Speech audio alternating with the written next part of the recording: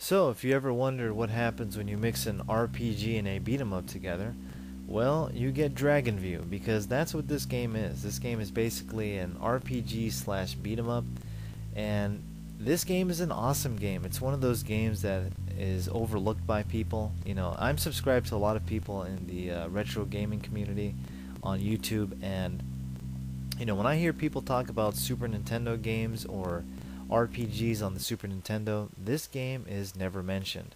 And it's a sad thing because this game has a lot to offer. It's not your typical JRPG. It has elements from other genres, specifically the beat 'em up, and it does it very well. It has the best of both worlds, and it's not just a beat 'em up. It has some platformer elements, and it also has some puzzle elements as well.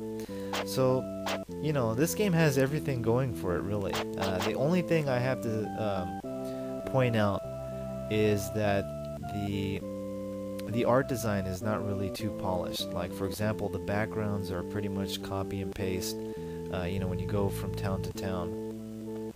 And also the 3D first person perspective, because that's what this game has. It actually has a first person perspective when you're walking from town to town, and it kind of feels out of place in this game.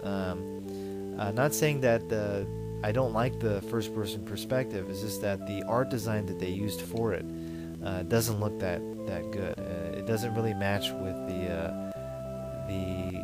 the art design in the game. Now, the only thing that I really like about this game that's in the art design is the character design.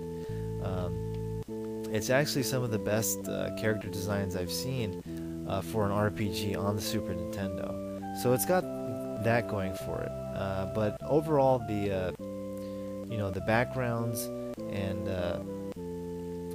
some other stuff is pretty unpolished. But everything else in this game, if you could overlook that,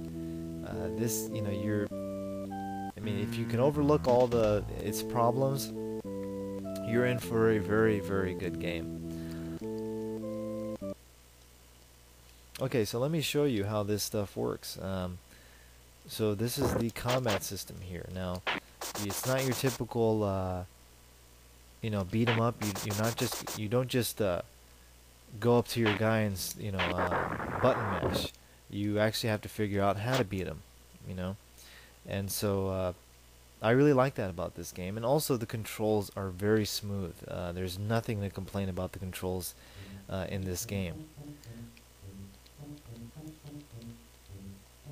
So if you want to know a little bit about the story in this game, the story is pretty generic, or at least the plot is pretty generic. But the way they tell the story is actually not that bad. It actually works really well with the gameplay in this game, and actually puts you in this world. And the overall gameplay actually does. When you're walking from town to town, and you're going to the different caves, and you're trying to figure out what's going on, and it really works well. Okay, if I can just get past the story, I can show you some of that 3D perspective. Oh, okay.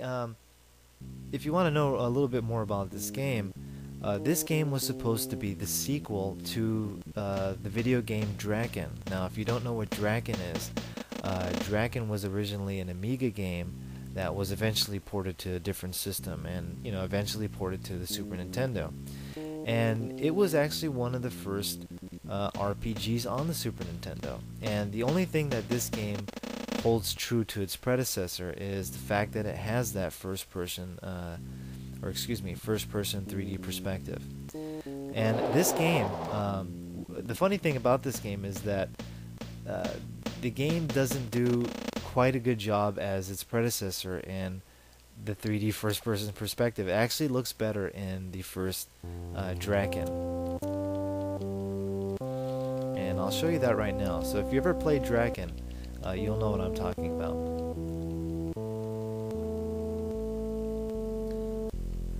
The other thing I have to say is the music in this game is very good.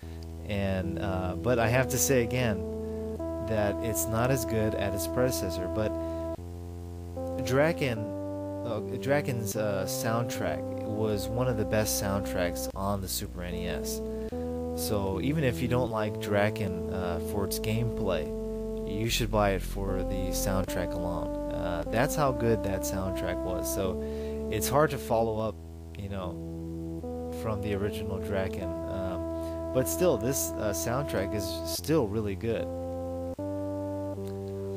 So it doesn't fail in that area. It doesn't actually fail in too many areas. It's just really small things where it's not too polished, like the backgrounds, like I've said before. And I'm actually going to show you some of that stuff.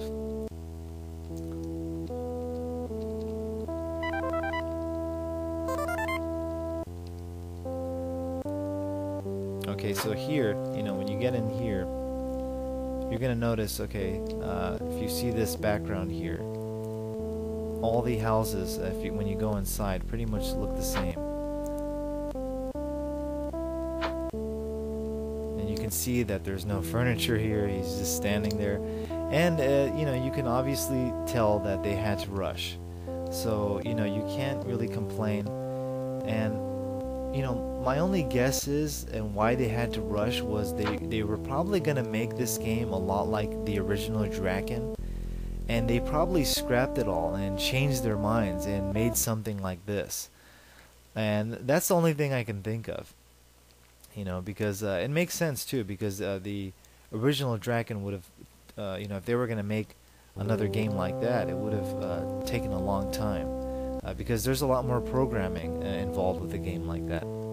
Okay, so if you want to know where to save and how to heal yourself in this game, one of the ways to heal yourself is the churches. So you just want to go over here, like your typical RPG. You go to the church, you heal yourself, and you save, or you go to the inn. But this one, you go to the church and you talk to this blue monk here, and he'll heal you, or he'll ask you if you want to save. Okay, so now I can just go outside.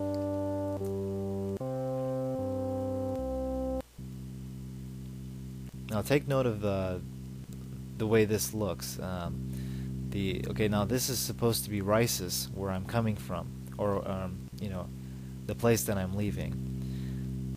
Okay, so if you want to, okay, now look at this. If you've played the original Draken, you'll notice immediately that this game doesn't look as good as the original Draken. As a matter of fact, the original Draken, its animation and 3D art perspective, would have worked better with this game. But they dropped all that stuff, and they redid it, and they redid it poorly. And you can see here, this is a different town, and it looks exactly like Rice's, where I just was. Okay, now before I do that, let me show you how to use the map. Now, if you want to know where you are, you just press R, and you press R again, and that's how you know where you are. So I just came from Rice's, now I'm in Hujia. Okay. Now, if you want to know what those clouds are, you want to avoid. Well, I'm going to avoid them for now. But those are enemies. If you walk into them, you start fighting enemies, just like you would in, like an RPG or your typical RPG is what I'm trying to say, or your turn-based RPG. Okay, so the reason why I came here is just to show you that there's a little bit more to these towns here. It's not, this is not the end of the town. You can actually go up here, and there's a back to this town. So just to show you that there's a little bit more in case you get confused or lost and stuff like that. Okay, so now let me get to what you really need to do in the beginning of this game. You need to get this weapon. It's called the Hausa, and it's really like this boomerang weapon. Okay, now let me press R, see where I'm at. Okay, now the place you want to go to is, you see that cave that's right across from Hujia? That's where I want to go. That's where that weapon is. Okay, I just got to follow this road, I think. And I'm going to avoid those for now. I'll show you what those are later.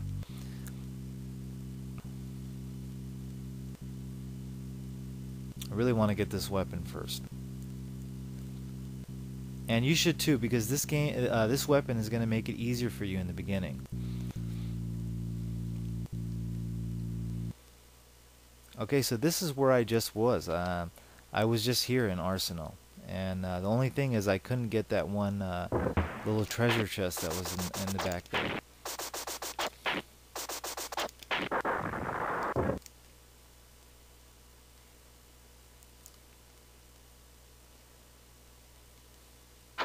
Okay, there you go.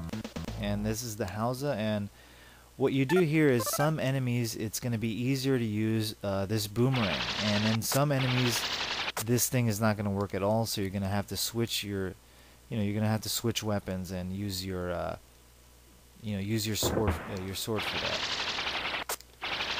Okay, before you leave here, I suggest you first get to level 3.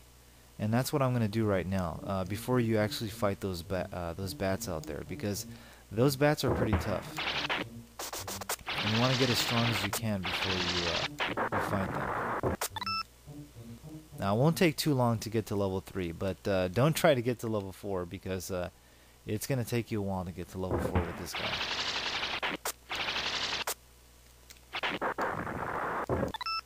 One more time, and that should do the trick.